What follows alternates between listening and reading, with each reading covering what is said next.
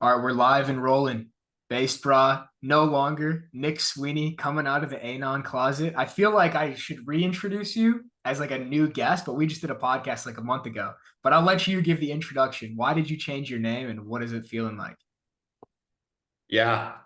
Well, thanks for having me on. And I think that there's been a lot of reasons why I was anonymous. Some were valid, some were not valid. And as I've done a lot of work on presence and intuition and awareness and like just getting like who the fuck am I and kind of finding the keys to the cage that was inside of me, the intuition was just telling me like, fuck it, come out. It's going to make things a lot easier in a way because I know I have a lot of value to give people. And that's why I started posting online in the first place. I actually just read a eulogy that I wrote for myself 4 years ago. And it's scary how accurate my life is now to what I was writing about in college, what I wanted to be known for, but also just what I wanted to be and what I wanted to do and what I was struggling with at that time. A lot of it was fear and insecurity and not knowing who I was, which is typical like college shit. But 1 year of posting pretty much anonymous was cool because it gave me the freedom to just like have a mask and not be associated with the message. And that almost gave me more, it gave me a lot of freedom for self-expression that I don't know if I would have gotten if I had come out as just my name in a, then all of the constituent components of my character associated with that name and the type of person that I believed I was. Based Bra was changing in real time with each post. And some of the real ones now, like I've been through, there was some vulnerable shit, there was some like schizo shit, and then at the core there's themes that emerged. And this past week I I've been running a coaching program. I've just been getting inbound. I haven't been promoting myself.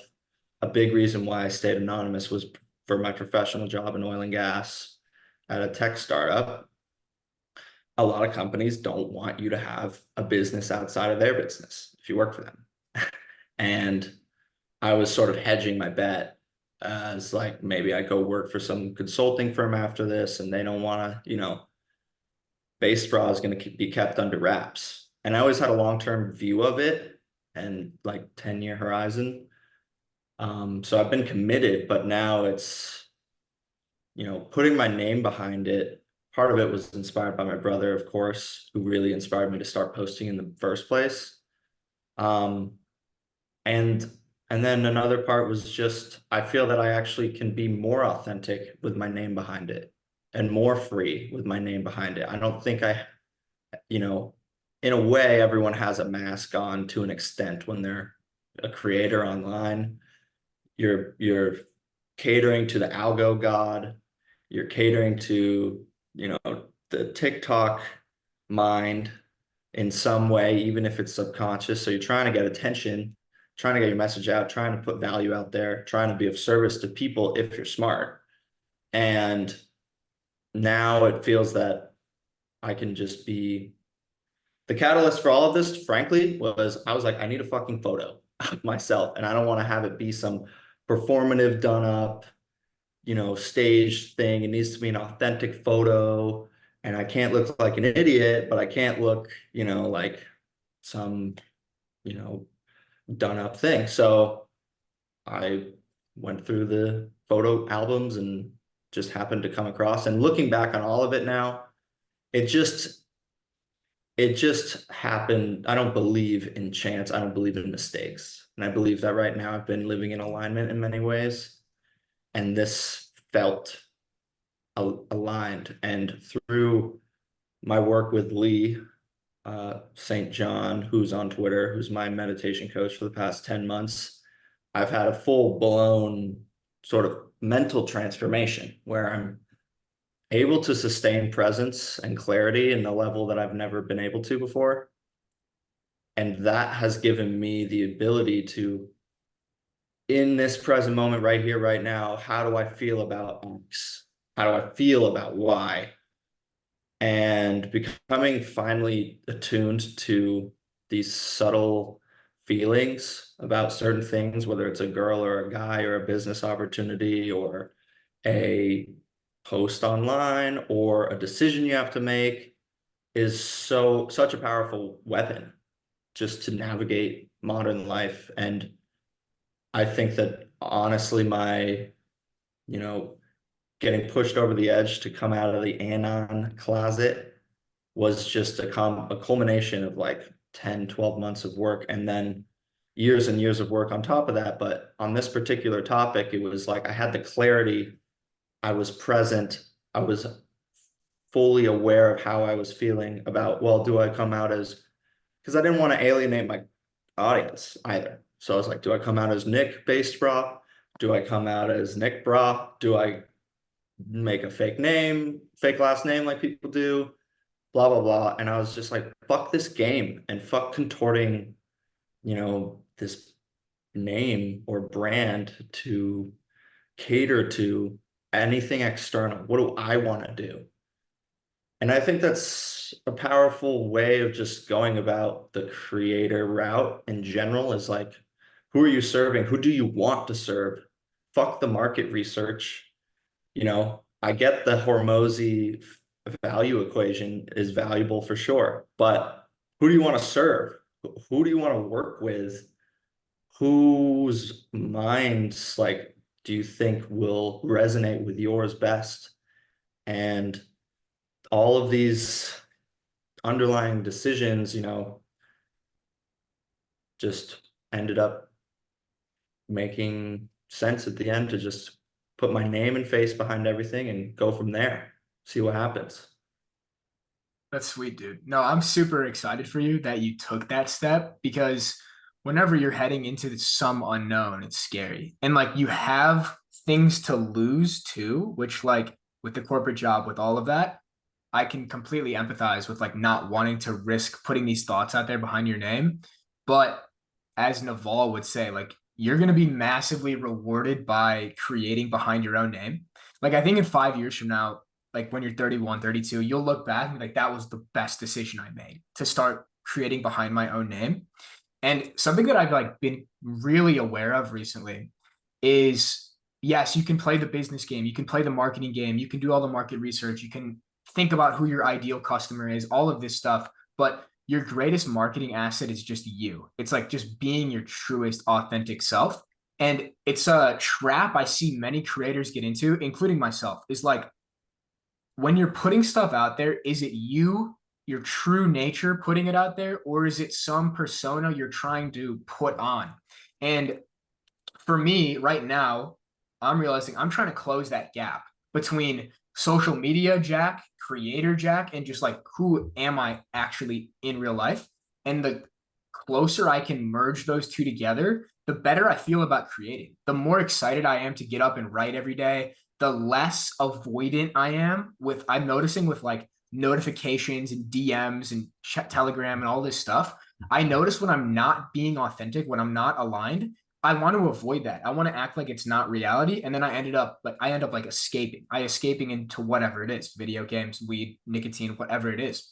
But over these past couple of days, and I've been in a kind of a spiritual transition, maybe similar to yourself, where I feel like we're evolving into more of ourselves. And over the past week or so, I felt so aligned in my content creation because I feel more aligned in my spirituality. And kind of like you were saying, there's no coincidence. The universe is all coming together at the same time. Over the past week in Austin, just like being around these people, being around you and Jack, being around Danny, Miranda for the first time, going out with my neighbors who are much older and wiser than me and very spiritually aligned, and just being around these people that seem so comfortable in themselves, it's starting to rub off on me a lot. And it's made me reorient on the spiritual path a little bit of like, I was so hard on the business for like 4 or 5 months that I kind of neglected the spiritual stuff. But it's all been kind of coming back into alignment. Like I'm rereading The Way of the Superior Man right now, and I'm feeling like, holy shit, this is powerful. I'm reading it different than I ever had. And I feel like now, which you're probably way beyond this point, I'm fully coming into like my manhood in a sense. Like up until this point, it's always been a question mark. Like, okay, I'm an entrepreneur, but I still feel like a kid. I should be in college, but I'm supposed to be an entrepreneur. I feel like now, like surrounding myself with these older people in Austin, it's just rubbing off on me. The energy here is crazy. People are so aligned. Mm. Yeah, Austin is a special place, and it's where a lot of important and interesting conversations are happening. And I'm blessed that, this oil and gas startup took me here. And now I'm also, I'm toggling between those two worlds. What you said about, your reality, who you think you are versus who you're presenting yourself as, because we're all presenting a persona in some ways, but Chris Will, uh, is Chris that his last name? Williamson, Yeah, yeah, Williamson. Modern Wisdom, Yeah, one of my favorite podcasters. Yeah. really good. I was on an island in Greece listening to one of his podcasts, and he said the persona can't be loved, it can only be praised. And that's where this Ooh. all boils down to. It's like this is coming from you, and you have to calibrate who you are. Look, the closer you're calibrated to who you are online and who you think you are, who you really are and what your reality is showing at the same time, the closer that's calibrated, the closer that's synchronized, I think the better you feel, the stronger you are, the more authentic you are, the more powerful you are, the more able you are to put out a message, build a business, look deep within for a spiritual understanding of like why the fuck you're doing anything. And that's where I think I got to the point where Nick was calibrated to such an extent with Based Brah that it was almost like I had grown out of it. I was now Nick in the strongest sense, the most authentic sense. And the idea of staying anonymous to make it not about me anymore and just about my message no longer was resonating. I'm more powerful as Nick now because Nick is very calibrated to who I think I am. And that's where, that's a big reason why I just took the step forward and fully embodied my best self. And, we're always going to be there's going to be a persona that's ingrained in what we're saying online. I mean, that's human nature too. The personality is there for a reason. The personality is malleable and it's changing. And that's like the human condition. And that's an artistic thing, artistic expression, really. But that persona like is separate from your core of who you are and what you believe to be. And Yeah, dude. unlocking that. And I think that you going behind Nick now is going to be, it's going to resonate in people's heads so much more because from an outside perspective, maybe this was relevant for you. For the first couple weeks after I was here, like whenever me and Tyler would talk about you, I would actually refer to you as Based Brah. And like there and like when I would tell people like, oh yeah, I just went out to dinner with Based Brah, they'd be like, who's that? I'm like, it's this dude named Nick. And then there's all this confusion. And then like you're Yeah. texting me on Telegram and it says Nick, and then you're posting on Twitter and Instagram and it's Based Brah. It's just like, okay, wait, which one? Like, who is he? But now I think it's gonna be super aligned. Yeah. Yeah, I feel very aligned, and I think that it's perfect timing. As I said, I don't believe in chances, and I think everything is happening for a reason. And a big part of like the past 3 days, 4 days, they've been so abundant for me, and I've felt so empowered because I've just been fucking just trusting God, trusting the universe, trusting that like this is all happening. I mean, I was supposed to do a ton of work the other afternoon, and then I kind of just like fell off. I got scattered in my consciousness and did work on stupid shit that I didn't need to be working on, to non-high priority tasks. And then, but I was kind of like, you know what? This is fine. I'm accepting it and chill, and I don't need to be doing something. Let the work come to me. And the work came to me that afternoon. And I signed a client, and I was like, wow, it was all so out of the blue, so synchronized. And it just was showing me that like I really believe that all effort is rewarded. And the amount of effort has now been just building up behind the dam. And I feel that that dam's about to break. If it already has a lot of cracks in it. And that's an exciting feeling. And I really think that, you know, that's what we're all going for too, is like at a certain level, you have to give it up.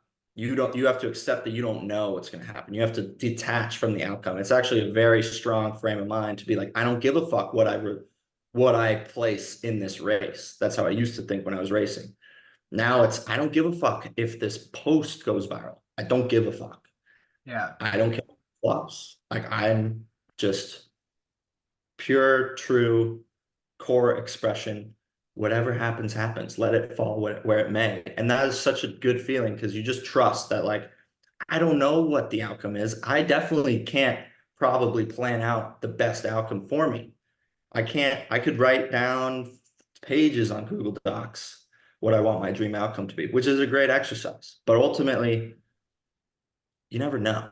So Hmm. instead of living in the past or the future, being really grounded and based in the present, that's the seat of personal power. That's where you really are able to make the right decisions at the right time when it comes to you. So when someone comes to me and wants to be a client, then I'm able to act accordingly in a present and aware way instead of like, I really hope I sign a client. I really hope this startup works out, blah, blah, blah, blah, blah. Like the more you're hoping for some huge windfall of money or a breakthrough in performance, it's almost like the universe is like, stop trying so fucking hard and just trust me.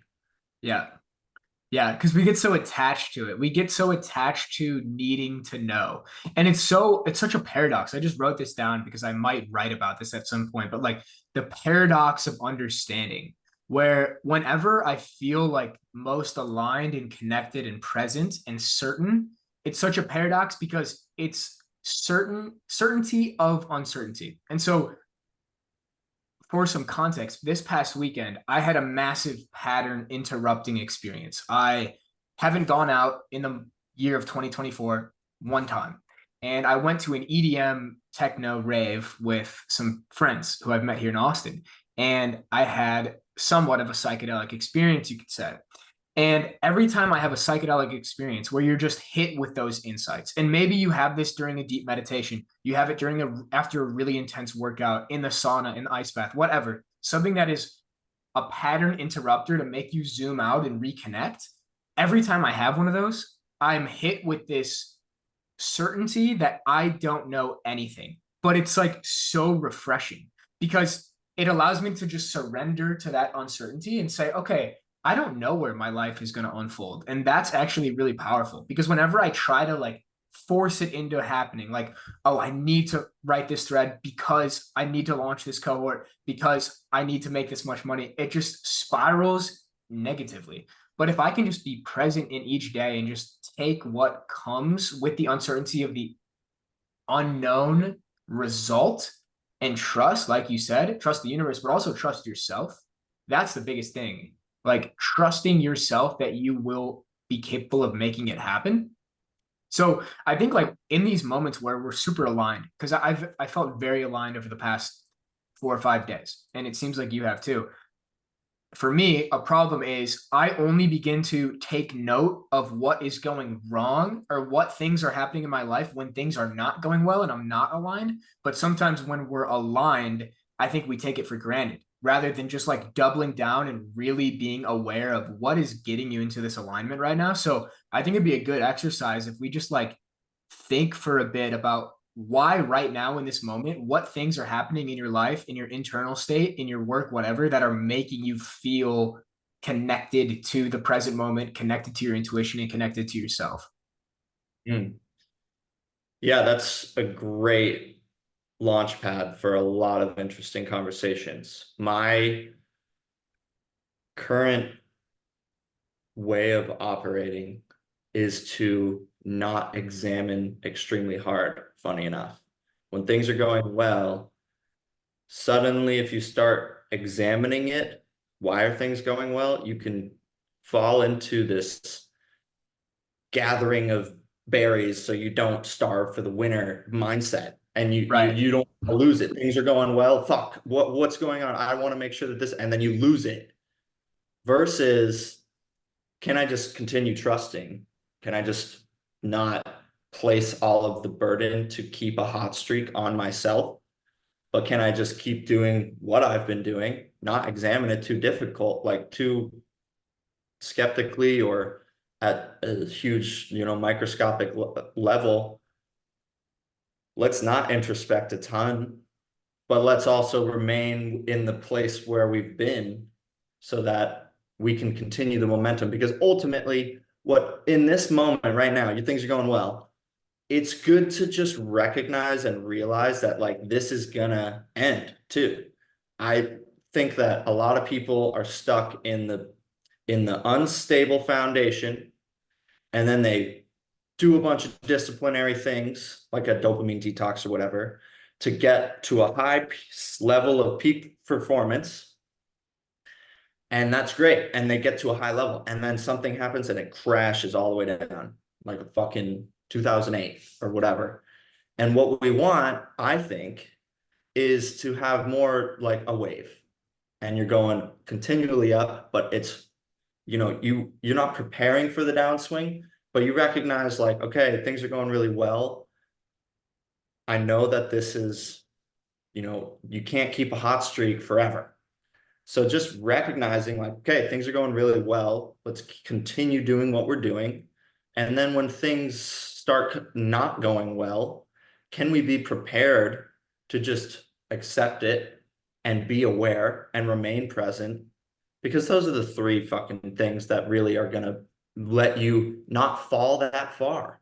It's like if you're unaware and you do a huge spike to a peak performance place where you're really dialed, and then you go out with your friends and you drink and then all this stuff, and then you cave on some disciplinary actions, you fall really fucking hard, you just can languish in the trough of the wave for a very long time. You can Mm. find yourself stuck at a lower part for a long time because you identify with that peak and valley. Don't identify with the peak and valley. That's not you. You're you're on the wave. That's all. You're not the wave. This is something that you want to ride skillfully. You don't want to overthink it. You don't want to whether the hype is good or bad, don't fucking believe it. Just believe in yourself and believe in the process. Trust the process. Don't believe the hype. You're going viral on Twitter, or you just hit a big exit on a business and everyone's congratulating you, yada, yada, yada. Don't believe it. Know that this is just hype. That's all that it is. And then when it's down and you're feeling shitty, whatever, can you just release that and accept it and be like, you know what? I know that it's going to boomerang. I have faith it's going to boomerang. Because I think a lot of these like gurus online that talk about a dopamine detox or monk mode, grind mode, no fap, whatever the fuck, it all comes crashing down with a fucking In-N-Out burger. All the lights come crushing down because real change comes from the level of identity. Do you identify with someone who drank that milkshake at In-N-Out Burger and went out and stayed up late and then watched Netflix? Like if you identify with that, that can be the end of your hot streak right away. Or you can let it just glance off your shoulder and accept that, you know what, that happened, whatever, we're going to keep moving forward. I'm operating from a place of faith, not from a place of fear. And I know that this is where a lot of people are operating from because my clients and the people that I discuss, people in my DMs that come to me, I just know that at the core of a lot of men's suffering is that fear complex. And I had a tweet. It was like the only matrix is the one that lies within. Really, that is the matrix that we have to escape from. And if you can escape from that and be operating without fear, and ideally operating from a higher place, like a higher purpose, where instead of going on a Twitter space and feeling like you need to do a bunch of research on a bunch of health stuff or whatever to sound smart or whatever, it's like, no, I have faith that what's in my head right here, right now is very useful. And I have faith that I can get on there and I can help people. Lean into that like service oriented perspective. I'm here to help. I'm here to give. And all of that's going to boomerang whether you like it or not. Hmm. So that would be, and then, so that's like the meta mental side of how do you keep a hot streak? How do you stay aligned and energetic? Then it's, for me, the disciplinary actions that I do, which is meditation. I really think that if someone is listening right now and they're struggling with clarity, with direction, with the ability to focus and concentrate, with low energy levels, with doubt and fear, I really think that 30 minutes a day of sitting upright and meditating and focusing on your breath is the single biggest lever you can pull and get and understand that it's going to be fucking uncomfortable. You're going to sit down on the mat and you're going to be twitching because there's shitty thoughts happening, your mind's rambling, you're going to get aggravated with yourself because you're not at peace. Understand that like this is if you're an ambitious person, a hyperactive mind, you usually have the complex of like I'm the fucking shit. I'm also an imposter. Like the sense of insufficiency, a superiority complex, and then impulse control. Those are like the three traits of a highly ambitious, high achiever. People that get shit done, that's what they're dealing with usually and toggling between. Can you make those switches less harsh? And can you be more accepting of all of these facets of your psyche? Then you're in peak performance. Then you're able to reach flow. Then you're able to perform and complete the things you want to do in life. So sitting down and meditating, you're just cycling these things out of you. You're cycling these thoughts out of you. That's how you have to view it. And that's how the breath is super helpful, is like that's a tool, that's a lever to move it out of you and release it out of you. Some people have those thoughts and they hold on to them when they get aggravated, when they get fearful during meditation. Well, that's just coming back into your core. You want to release that stuff because over time, the meditation will become like the best part of your day because you'll look forward to it because you know it's the way that you can center yourself. You can grab the fucking reins of the day during those 30 minutes. So I've been doing basically 3 sets of push-ups, 3 sets of jump squats to failure right in the morning, straight into a meditation. And those two practices, and that's what I have my clients do. So if the secret's out that that's like my process or a part of the process.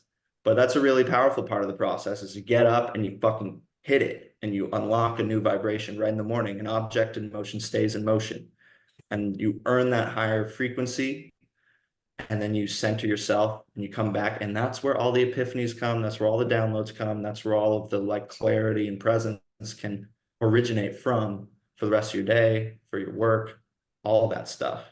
So those two practices in particular I attribute to my ability to be clear, have literally like infinite energy and operate from a place of like acceptance, but also know that like that acceptance is then followed up on the back end with action that's aligned. The acceptance is the first part. You have to accept that your life is shit. You have to accept that you're broke and sleeping on the floor, even though I am still sleeping on the floor, but I like doing that. But like last year, I was like, fuck, I don't have money. I moved to this new city. I'm like shit posting on Twitter. I don't really know what I'm doing. You know, okay. I just broke up with my girlfriend. Okay. All right. Well, I accept that I don't know. I accept that I am who I am and I have what I have going on and I have to do what I have to do. I accept all of those things. So then I just let the things come to me. Okay, I have to do this, I have to do that. And you just, if you can operate from that place, my word of the past year has been acceptance. And when I say acceptance now, it's like a shortcut, it's like a live wire straight to my body. And that grounds me in the body. And when I say the word acceptance now, it's like instantaneous relaxation. And I attune my senses, my sense of smell, taste, hearing. I feel like I'm part of this field suddenly, which we are part of. The more you're grounded in the body in a moment, the more present you are. The more present you are, the better you can just make the right decision and trust yourself and trust the process. That's awesome. No, that's so deep. There's so many different ways I could go off that. One thing I do Yeah. want to touch on, those two practices you mentioned, I think there's a common theme between both of them, the meditation and the push-ups and jump squats to failure. What it looks like to me that you're doing in those moments is you are intentionally stepping forward into discomfort when modern society has set us up to do the complete opposite of those things, right? Sitting with your thoughts for 30 minutes, you don't ever have to do that anymore in the modern world. I can go on Twitter and scroll for an hour. I can go on Instagram Reels and scroll, and I don't have to think. I can escape my thoughts. And I could sit around and order DoorDash all day if I want to and not do anything hard. But by making yourself go to failure with that exercise physically, and then making yourself sit in the mental discomfort of like letting your mind go, which for you, it's probably enjoyable. For me, it's mostly enjoyable. Of course, there's negative thoughts, but that's where the non-attachment comes in, where, okay, I'm observing the thought.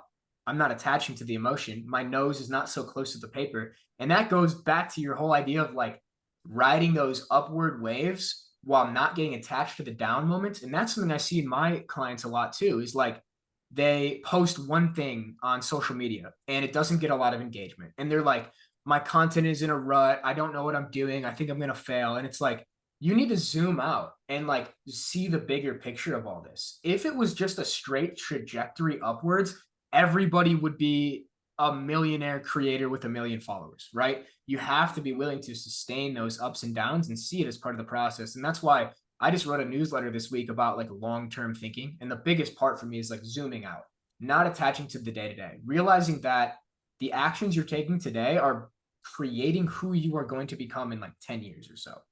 But back to those ideas about like intentionally stepping forward into discomfort, even if you don't like meditation, you can just reframe it to just sit with your thoughts. That's kind of how I like to do it. Or even go walk with your thoughts or run with your thoughts. So some of the most powerful downloads or insights I get is like, I went on a run before this podcast, left my phone at home, 30 minutes, your mind just goes, right? And you can kind of just sit there and just watch those thoughts roll by. And it's usually the things you just haven't acknowledged yet. And you need to be pushing yourself to failure, whether it's physically or mentally, like whether it's a deep work block, pushing to your edge, whether it's a workout, pushing to your limit to prove to yourself that you can do that stuff.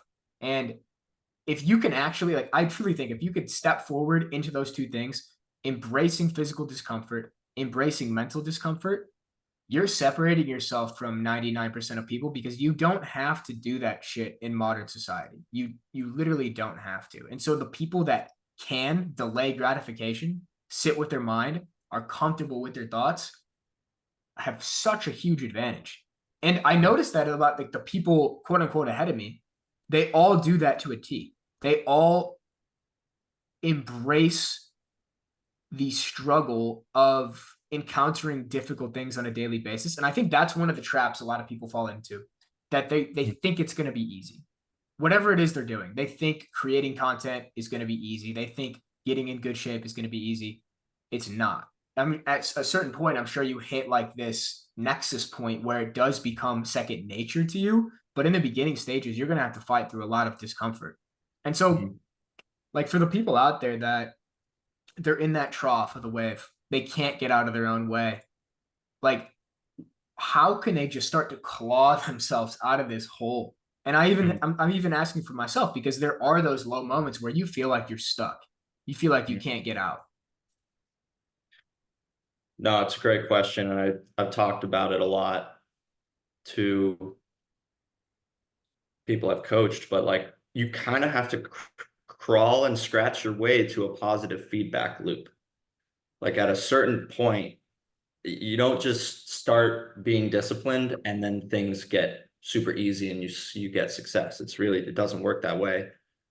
You know, I would ask them, why are you wishing for it to be easier? Because if it was super easy, it would mean nothing to you and you wouldn't give a fuck and you would still end up at the end of the day with 1 million followers and a bunch of money, deeply dissatisfied and unfulfilled and unhappy.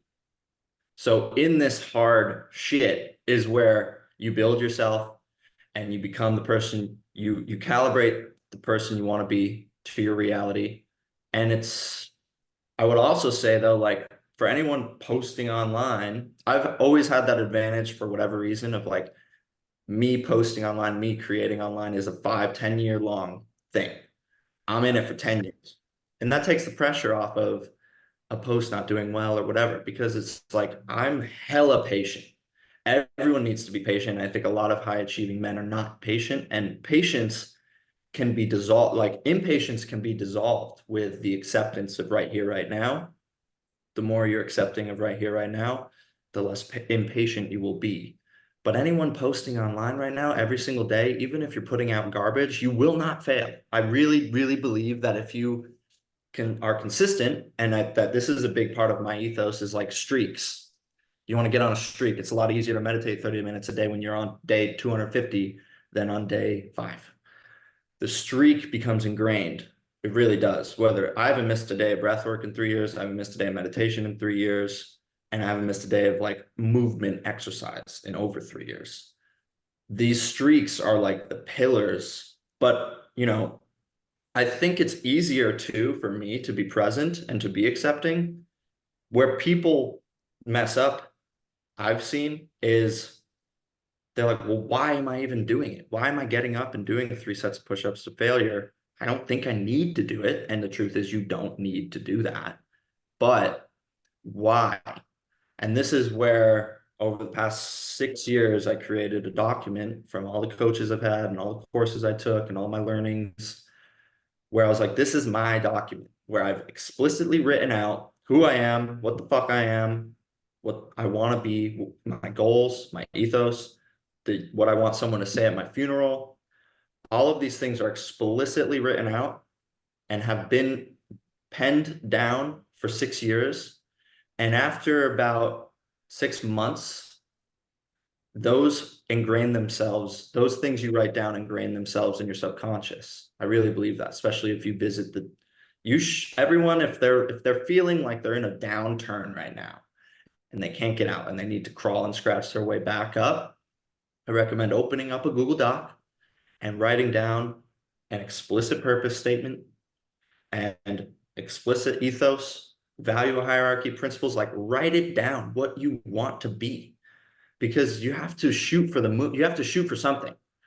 You have to have the why. But I don't like framing it as a why, because then it gets into this like, you get caught in the weeds. It's like, that's why it's called Polaris. What's the North Star? What am I shooting for? What do I want to do? Why am I doing anything at all? And if you become very clear on it, and then it ingrains itself in your psyche, mission is top of mind on automatic. It's a lot easier to do 3 sets of push-ups to failure in the morning.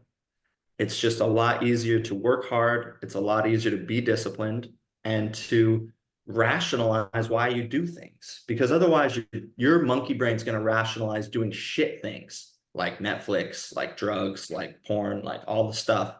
It's going to rationalize it because it wants it. It's a monkey that you're dealing with, a little bit of a clown in your brain that wants a bunch of shit and isn't intentionally trying to derail you, but ultimately has the potential. And to be very aware and understand that, like, this voice in my head is not serving me necessarily. I've given the voice in my head an impossible task. That task is to keep me safe, and instead of it being keep me safe from lions and jaguars in the savannah, in 2024, it's keep me safe from criticism, from people not being approved, from not being successful. Like, keep me safe from these things. So you're operating from a place of scarcity, fear, and that is ultimately going to lead you down a path of misalignment versus, okay, I've done the work. I've written it out. I've probably put 100 hours into my document, and I can then go through the world and like feeling that, knowing that in the back of my mind, I have all these things. I know who I am. I don't need you to tell me. I don't need this big business exit to make me feel good. I don't need to go viral to feel good. None of that matters because it's like I know who I am. I've explicitly written out my own DNA. Now my Mm. DNA is part of me, and I can go out and do the things I need to do. And for some people, it's not going to be, meditating upright for 30 minutes every day, although I recommend it, but it could be going for a run, could be even just like enhancing relationships or everyone's dealing with different things and life is going to change. At a certain point in your life, you're going to be dealing with a relationship issue. At a certain point, you're going to be dealing with financial stuff, with identity stuff. But if you've written out your identity, because all change happens from the identity level outwards. That's like atomic habits shit, even though, that's been a dead horse that's been beaten. But your habits and your identity are linked. And Mm. you wake up at 4 a.m., you're a 4 a.m. guy. If you wake up at 10 a.m., you're the 10 a.m. guy. And then people believe the hype. People believe, oh, I fucked up and I slept until 10 a.m. and I'm a piece of shit and I'm not headed in the direction I want to go in and blah, blah, blah. And then it's this downward spiral. And I think on a granular level too, we're talking meta right now, which is like when you're coming down on the trough, how do you pull out? I would recommend getting very clear on who you want to be and what are you shooting for? It's like a ship that does not know to which port it's sailing, no wind is favorable, or whatever the quote is. Yeah, no, you nailed it. It's Seneca. You pretty much nailed it. So that was the inspiration for my Polaris document in the beginning. It's like, you're right. I'm ultimately aimless right now when I wrote it down. So where Mm. do I think, given the intel I've garnered from my life thus far, where do I think I want to go? Do I want a beach house? Do I want a mountain house? Do I want a family? Do I believe in God? Do I value honesty? Do I value integrity? Do I value discipline? Commitment, whatever it is. Yeah, okay. I wrote down that I value that shit. And it might feel, trivial at first because you're like, I just wrote shit down on a document, whatever. But if you visit that document, my purpose statements changed probably every year since I started it and become more refined and more true to me and more true to my core. And with each refinement, it's grown inside of me to now it's just part of me. All of those things become really a part of you and your identity. And then you back it up because the promises you make to yourself are the most important promises of all. So here's my North Star. I'm CEO of my life. CEO guy is in charge of grand vision. What's the overarching plan? What kind of a company are we? What is the company of Jack Moses Inc.? How is he going to operate in the world? And then, only then, once you have a CEO in place that knows where we're going, can we act as a systems engineer and refine a routine that you can replicate on a day-to-day basis that feeds your soul, gives you energy, gives you the faith and the trust and the presence to operate from. Mm. Yeah, I find it fascinating that we both came to those same two things independently of like the purpose slash mission statement. I call it mission statement. And then the ethos, like what do you want to embody? And I have that plastered like right at the center of my Notion document that I see every single day. And like you said, it sounds trivial. Writing these things down is like, what did I really do? But you're forcing yourself to think about things that you would have never thought about otherwise. Like most people are just living life unconsciously without actually thinking about where the hell am I going? And you need that Polaris, that North Star to orient your actions. Because for me, I knew like, okay, I'd ideally want to be the type of person that wakes up early, gets to the grind, hits the gym, eats clean, etc. But I kept falling off that stuff because I didn't have a clear purpose or a clear goal that was filtering those actions. But now that I have this purpose, this mission statement, and this ethos, those actions almost come as a byproduct where I'm orienting and aligning my entire day and my entire life around those things. The interesting thing is like, yes, that's one of the most important things in your life, your purpose, your mission statement, but how do you not become attached to it? That's an interesting little debate. I'm curious your thoughts on that. Right. And that's, you have to be explicit about the outcome you want, but then you have to detach from it.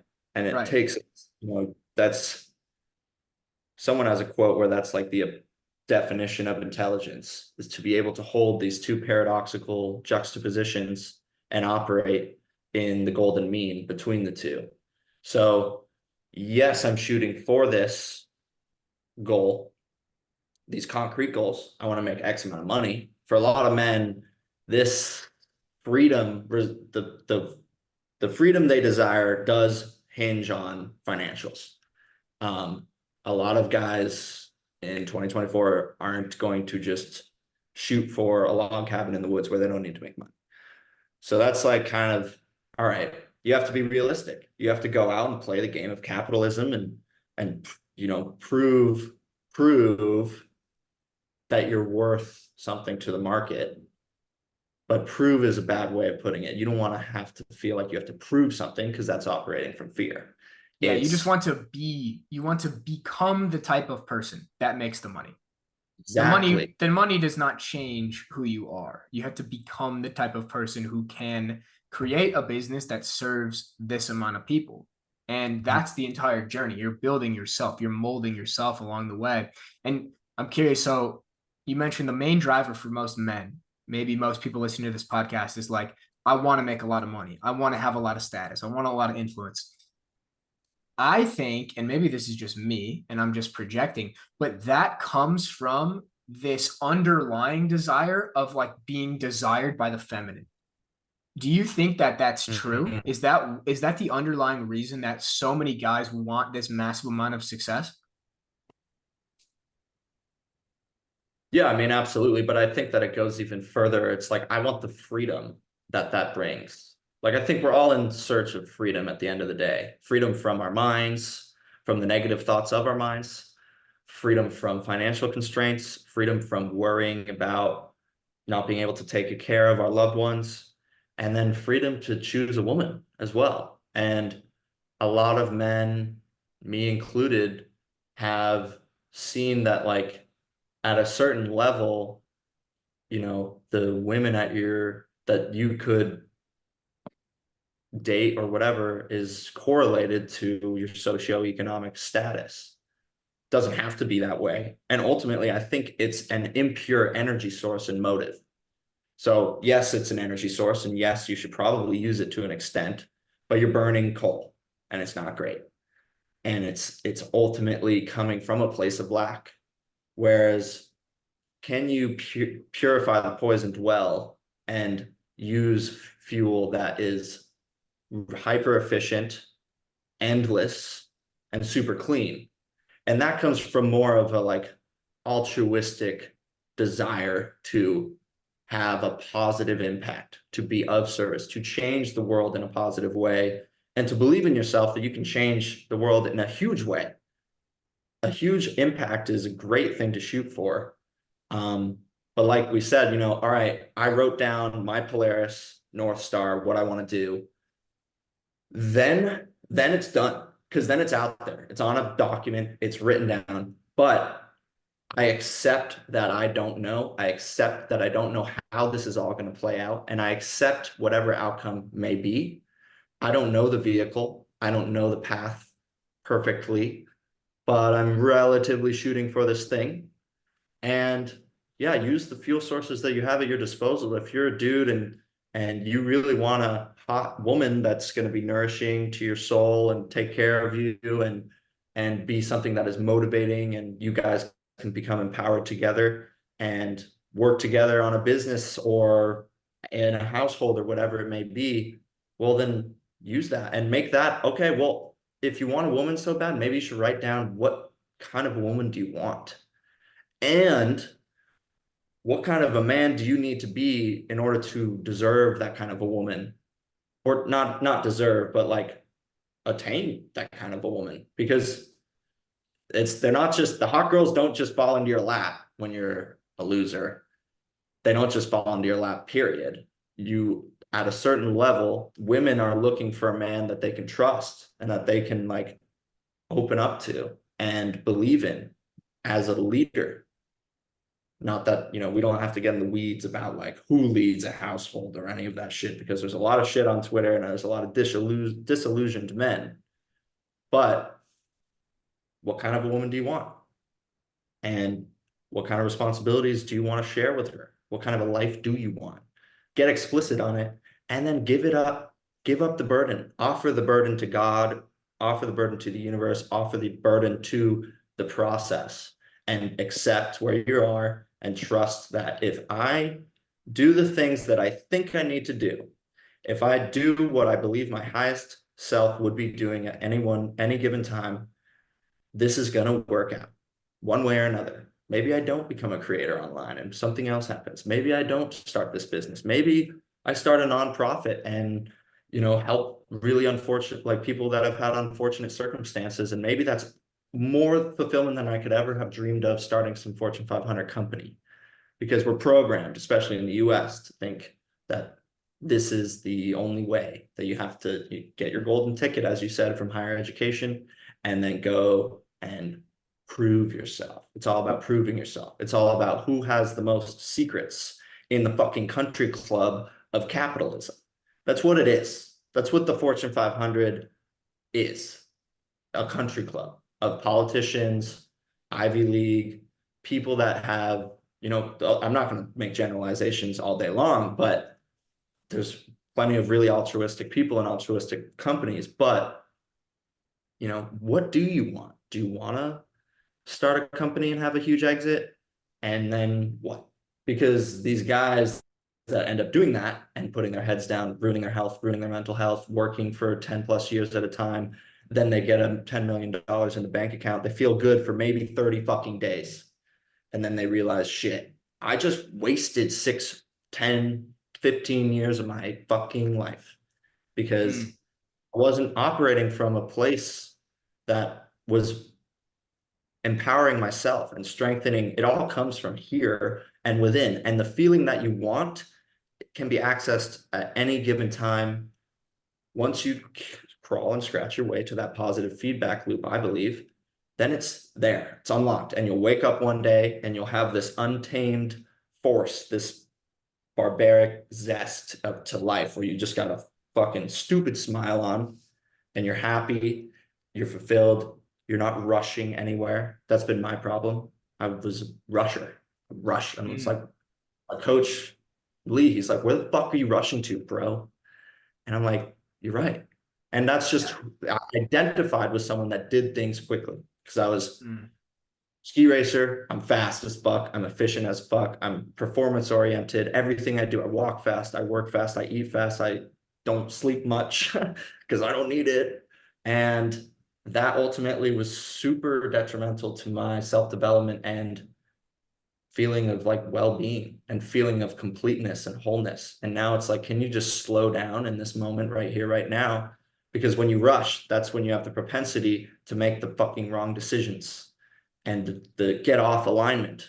Whereas you slow down, you like sit down on your computer instead of jumping into your schizo tabs, which I have 1,000 up at any one time.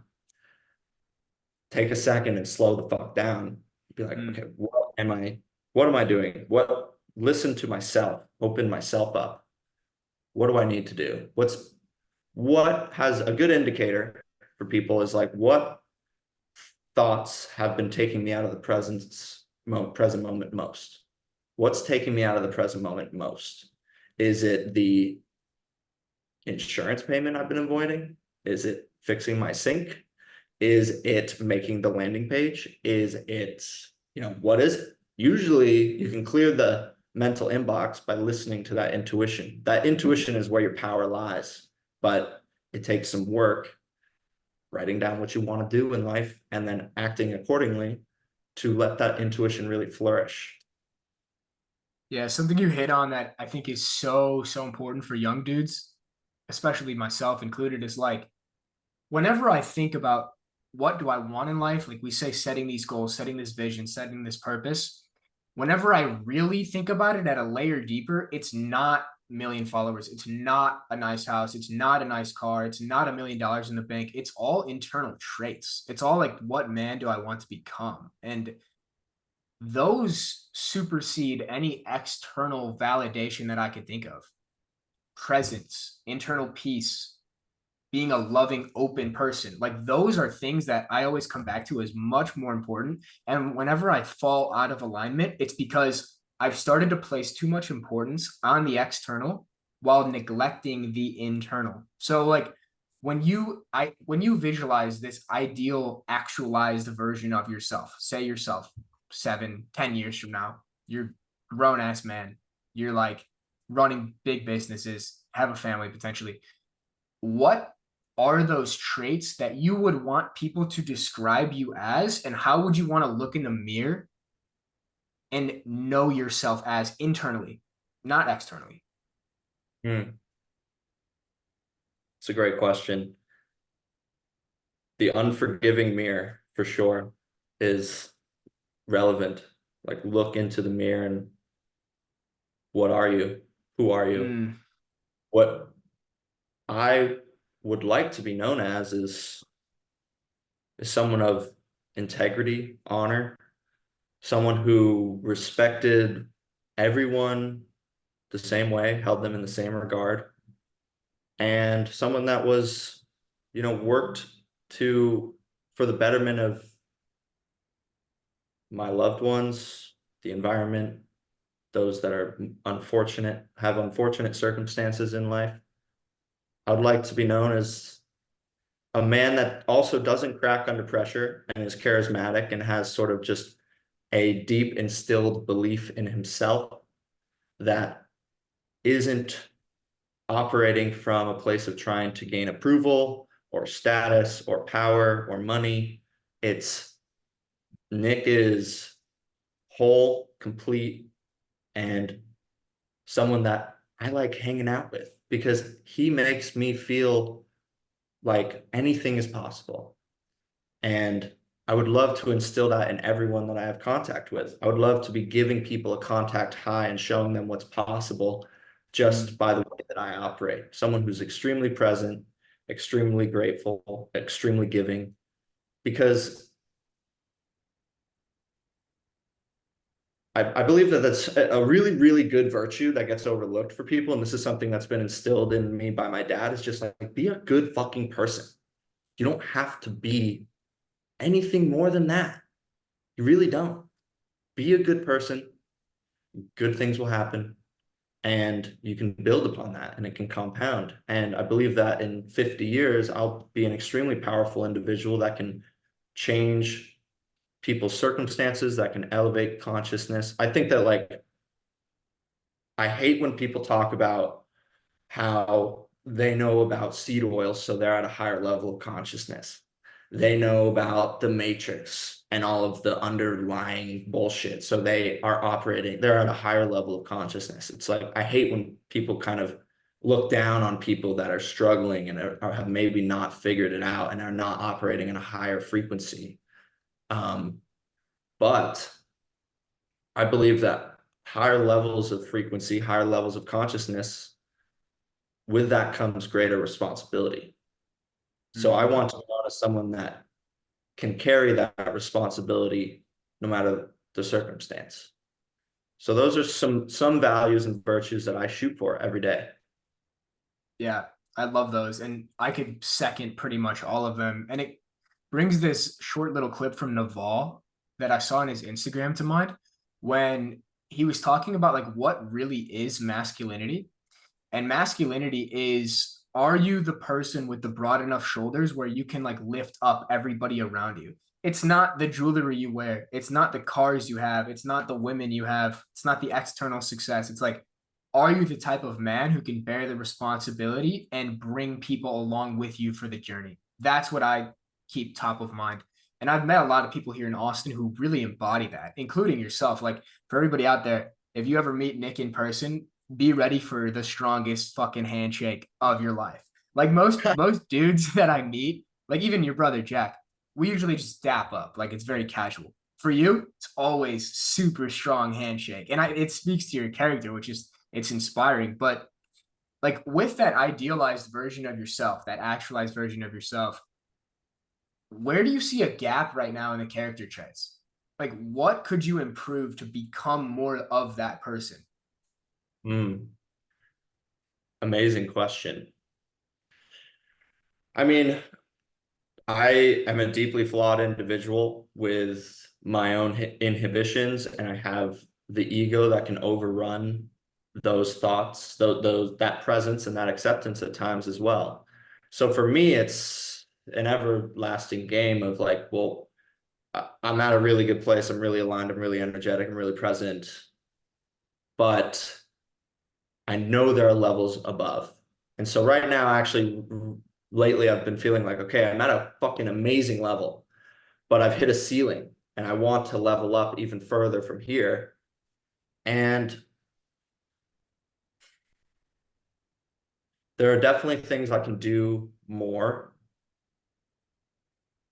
but I always just come back to this presence because like I found myself today, I had a call with my boss, and I just was super frustrated with the situation.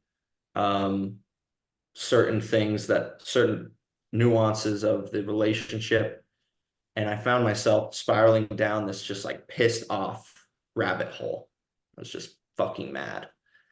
Um, and what I want to do to improve is to catch that quicker and to recognize that that's just a mind rambling. That's not me. I am not Nick. I am not an entrepreneur. I'm not an athlete. I'm not, a Twitter schizo poster. I just am. My essence, my core, based in my core, I can be more. I can be more than what I am now. And I think that that's coming from a different place than what it was coming from. So when I was a ski racer, it was, I can be faster, I can do better, I can achieve better results and be known XYZ as a cool, like fucking badass athlete and whatever. It was all coming from fear, the need for approval, all of these things. Now it's not coming from that. It's the only approval I need is me. And lately I've been approving of the way I've been acting, but I also know, like, to answer your question directly, right now I'm in an uncomfortable middle that I am actively on an everyday basis trying to make more comfortable. So I've got my purpose written down. I've got my North Star. It's all very clear, but what's the vehicle? So right now I have two vehicles. One is a technology company with 80 plus patents that could take over the energy industry, but it's a startup and nothing's ever certain. And then the other part is the coaching and empowering other people and being of service. Both of them feel very aligned. I think that what I'm working on most right now is trusting my judgment more. How can I trust myself more with what business endeavor I go into, what woman I decide to be with or not be with? Like, that's always been an issue with me. Even the women thing in particular, it's like, okay, um, the grass is greener complex is very real. You're with a woman, there's nothing wrong with her. She has a ton of green flags. She has a lot of redeeming qualities. She feeds your soul in a great way. But then I will have thoughts of like, is this right? Are you doing the right thing? Are you with the right person? Is there someone that's better out there? These thoughts I've realized are just unnecessary to even be having. So I want to continue rewiring my brain to not think about things in such a way where I lose trust in myself and my own judgment. How can I instill more trust and in myself is just believing in the process, believing that like what's meant to happen is going to happen.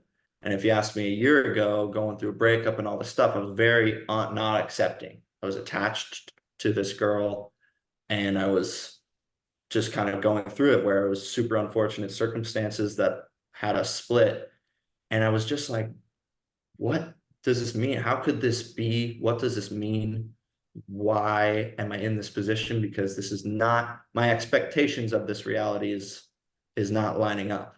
And reality minus expectations equals happiness and joy. Mm, And yeah. so continually eroding the expectations I have of myself and of my life and just trusting, I would say, is the metric I'm gauging to see how far up the ladder am I ascending? Am I moving in the right direction? And it's just life is going to come at you and things are going to come at you. This startup, there's challenges, coaching, figuring out who I am as a brand and online and all this stuff. Those were all challenges that I was dealing with until last week, where it's like, what, do I trust my judgment in coming out as Nick Sweeney? Do I trust my judgment as staying based Brah, et cetera, et cetera, et cetera? And me coming out as Nick Sweeney was me really stepping into that fully framed, masculine, empowered being that I am. And it felt very aligned. And I'm like, okay, that was the right fucking decision.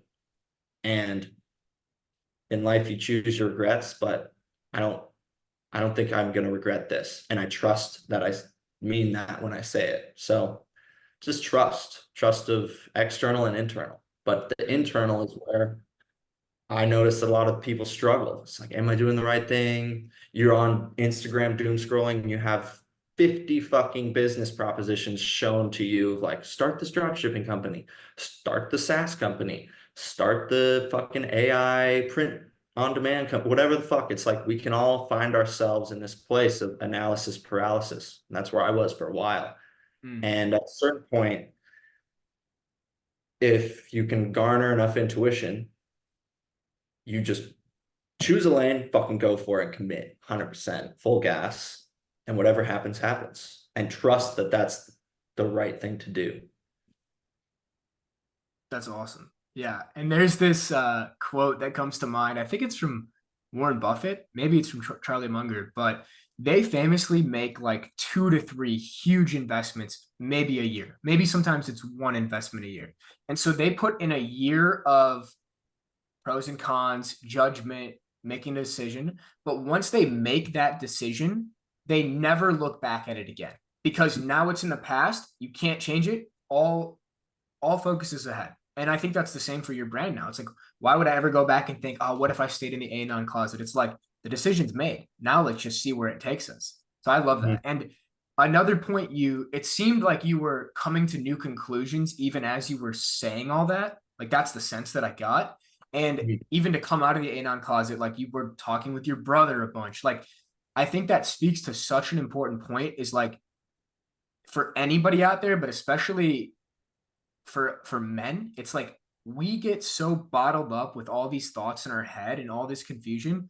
We need to get it out there. We need to speak it into existence. We need to write it down. We need another man who has our best interest in mind to run these decisions by, just to make sure that we're staying sane. Because if you keep everything in your head, you're going to go crazy. That's one of the big reasons that for the past 2 years or so, I've kind of taken a backseat on it now, but now I'm going to be working with Danny Miranda, like coaching, is just being able to talk to somebody for like an hour a week. And I was doing therapy for like an hour a week, not even necessarily for the advice from the therapist, whereas it would sometimes help, but she didn't have full context on my situation and where I wanted to go. But just to be able to speak for an hour freely, free of judgment, that's the biggest thing. Like Mhm. finding those men in your life or women potentially, but I do think it's more powerful if it's another guy where you can just talk openly without fearing their external judgment or them looking to have like some ulterior motive. Sometimes I would feel that with certain friends, like when that jealousy arises or like there's this underlying tension of like maybe they don't have my best interest in mind. They're just like shitting down all my ideas. It's like, okay, this is probably not the person to consult. But if you can find another dude who is so fucking full in himself that he doesn't have to tear you down and he just wants to see you win, it's purely positive sum. And you need Yep. those men in your life, and if you can't find them in your real life, in normal life, find them on the internet because I found so many people that are just like me, super ambitious, but also open minded and not judging that I can have these conversations with that I couldn't find in my circle in college or in my circle in high school, just because different interests, you're not aligned. But on the internet, it's like a magnet. It's a magnet for those different versions of yourself. Yeah. No, it's really powerful to have someone that's just a soundboard, that's just unbiased to the best of their abilities. They don't have a agenda where they're maybe Mm, caught up in their own ego, like, you know, so often friends from high school or college, or, you know, how much can you trust them and their advice when who knows what they're thinking and who knows how much they want to see you win, because they're mm, also competitive, or they have they're tied up in their ego or whatever. And I've been a victim and an ambassador of those things too. Like, I was on a ski team with a bunch of my best friends. We're all competitive killers. And at a certain level, it's like, well, you got to trust your own training. You got to trust yourself. You got to trust your coach, because your coach just wants to see you win ultimately. So having someone in your corner, and that's what most of my clients are killers. They're just 5 steps behind me, which is so fun and so amazing, because it's like, look, this is what I would have done, and I've stepped on XYZ landmines, and you don't have to, because here's the fucking deal. This is what's going on. I see it because I see myself in you, yeah. and that's just, I've seen so many like aha moments and transformations in real time when doing that, because there's a propensity to believe a coach more. There's propensity to believe, like, if this guy's really invested in you, and it's different from therapy too, because therapy, I think you kind of are paying for like a framework, like a psychological framework that they're going to slap on your situation. They're not going to understand all the nuances. And then ultimately, you're not going to feel as empowered or as believing as what they said of what they said, and then of what you do, versus a coach where you're paying for frequency, really. At the end of the day, you're paying for their frequency, their wisdom and frequency. Mm, And that's a really comforting, like, okay, I trust this guy to a varying extent, but I trust him and what he says, and I'm going to take into account what he says, because he's coming from a full place of service. And that's why some Twitter accounts work and some don't. Some YouTube accounts work, some don't, because some people have the agenda and they want to get clients in for money. They want to get clients in for clout. They want to build a big business for clout. They're operating from a place of fear, and people smell it. So then they end up not working, versus I'm here to help. And if you come in with that frame of mind, whether you are just a writer, even, I no agenda. That was what was beautiful about Based Brah. I'm not trying to get anyone's money. I'm not trying to get clout. I'm not trying to prove anything. This is me speaking my truth. If it resonates with you, great. If not, fine. Then, someone else is going to resonate with you. A different mm, coach. Coaches need coaches too, because yeah. it's just this game now that we're on. We're in 2024. There's so much information out there. Sure, you could go on YouTube and learn anything under the sun, but it's powerful when you have someone in your corner that is giving you 24/7 support and accountability, and then also what's worked for them. And some of those, that's what my coaching is really at the core. That's what I get paid for, is being in the corner of that person, only wanting to see them succeed and holding them. I'm not a rah-rah guy, and I'm not like a drill sergeant either, but they feel the accountability because I help them elevate to the level that they know they can achieve. And that's what we're all afraid of too, is our untapped potential. Going back to a 9 to 5, not living the life you want to live, not feeling the way you want to feel within yourself on a daily basis. So for me, that's really the core.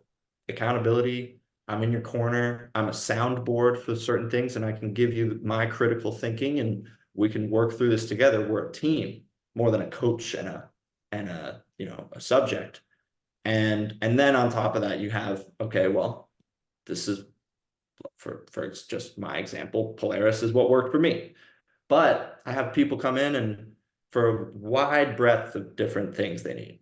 And it's okay, let's apply breath work to this problem.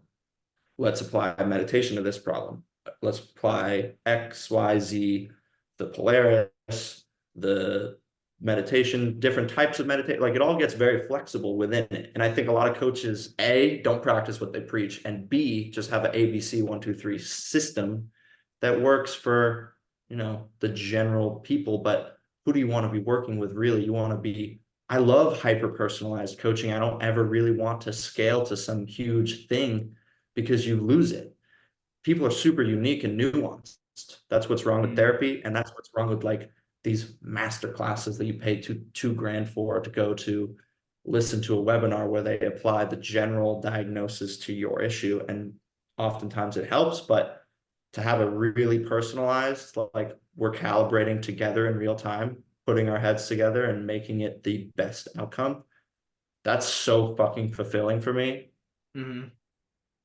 Yeah, dude, I love hearing your perspective on this because my coaching, I guess you could call it coaching, has trended more towards business principles. Like, here's how to build the foundation of creator business. Here's what you need to know about marketing. Here's what you need to know about sales. Here's how to write social media content. And it's all very tactical based, which I do think is important. If I didn't think it was important, I wouldn't be doing it. But at the same time, I feel inspired by your coaching model and like Danny Miranda's coaching model of it's purely like life coaching. It's like one-on-one. I want to help you. I want to bring you up to this level, essentially. And I'm thinking now, like maybe I create some other offer where it is just more one-on-one life coaching. Like, sure, if you want advice on the creator stuff, you want advice on online business, all of this stuff, I know it. I feel confident in it. But as a man, I can help you as well. So you're giving me some ideas to munch on here. I also do like the thought of like how coaches coaching coaches is not a pyramid scheme in a way. Like I know a lot of people that lack awareness or on the outside, it's just like, oh, it's just coaches, coaching coaches, coaching coaches, coaching coaches. I see it as like it's not a pyramid scheme. I think I've mentioned this before. It's like a self-actualization scheme. Because let's use the example. Let's say you were coaching me. You're at a higher frequency, let's say in this theoretical situation. You help raise my level of consciousness. You help raise me as a man.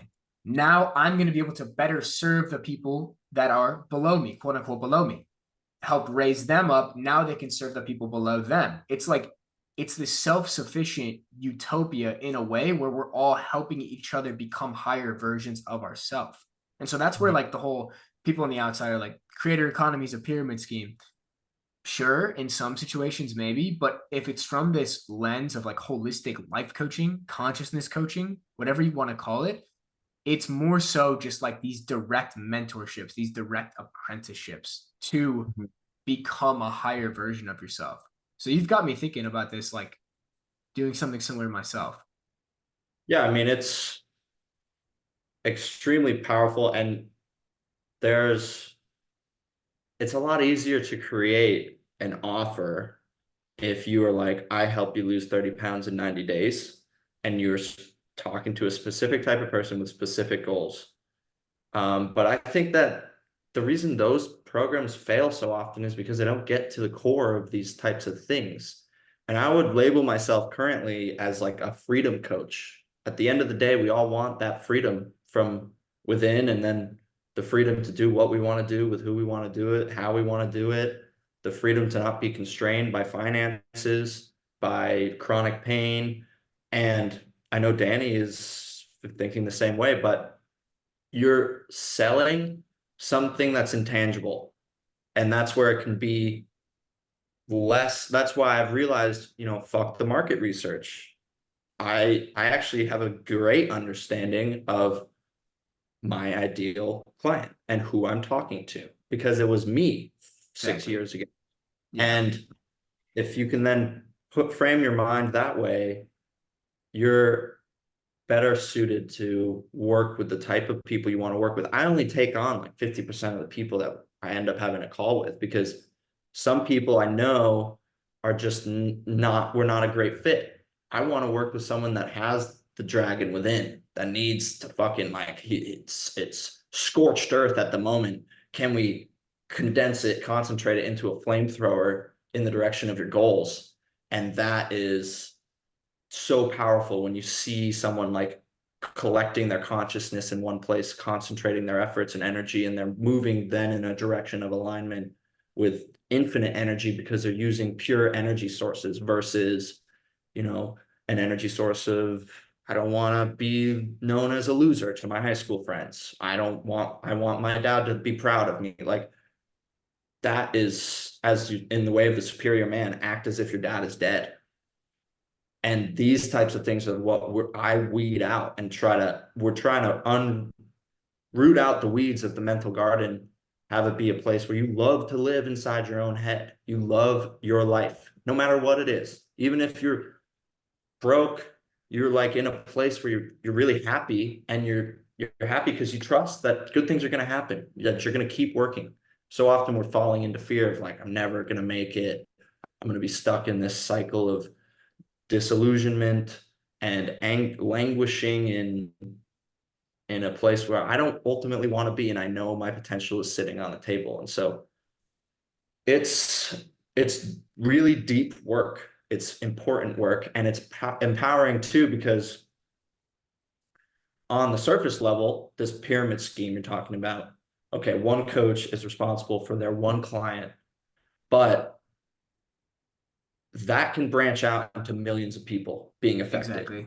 Exactly. That Yeah. client is his way of thinking in his life, and then he starts a huge company that helps millions of people. It's like you were a part of that, and that's where we're all elevating. I love the coaching model because it's an upward thing versus downward, like therapy, where it's like looking down and trying to fix Mm, versus mm. trying to elevate here. Yeah. I love that frame. And I love the frame of like one coach might help one other coach, but that coach can help millions of people potentially. And that's why I want to work with a coach. And that's why I want to work with Danny. Like, yes, it's a one-to-one thing, but like it's going to have this ripple effect. I can already sense it. Where right now in this cohort, I have had to increase my level of responsibility by being responsible in a way for helping 30 to 35 individual people. Now, if I'm not operating at my peak or at a higher state of consciousness or from a place of real service and abundance, I'm going to view that as a burden, and I'm not going to serve them to the greatest of my abilities. But if I'm operating from that place of service, if I have the guidance from somebody who is at that higher vibration, I'll be able to serve these people better. They'll get better results. They'll be able to serve their individual people in their unique situations, because there's a lot of them that are in the beginning stages of being coaches themselves, which is so cool to see. Um, Dude, yeah, it fires me up to think about that. I mean, I think everyone should have a coaching business at a certain extent, and I'm biased because I'm a coach right now and whatever, but like at a certain level, if you have achieved a certain frequency, if you have taken the responsibility of all things in your life, and you have operated with integrity, and you have pure motives, and you are coming at it from service, well, then you should help people. And maybe it's not coaching, but maybe it's a long conversation with your sister, and you're able to help her, and you garner all these tools, and then you become more and more and more powerful. And that becomes a butterfly effect that ripples for generations, truly Mm-hmm. generations. And I think that people with, you could quantify it. Like I would quantifying like someone on Twitter with X amount of followers. Well, how many people really are they affecting? Because it's not just the 10,000 followers they have. It's all of those people that follow them then affect 10 more people down the line. It's Yeah, truly, and we're all, I believe, of the same, all of us are a derivative. There's a derivative that is unified across all of us.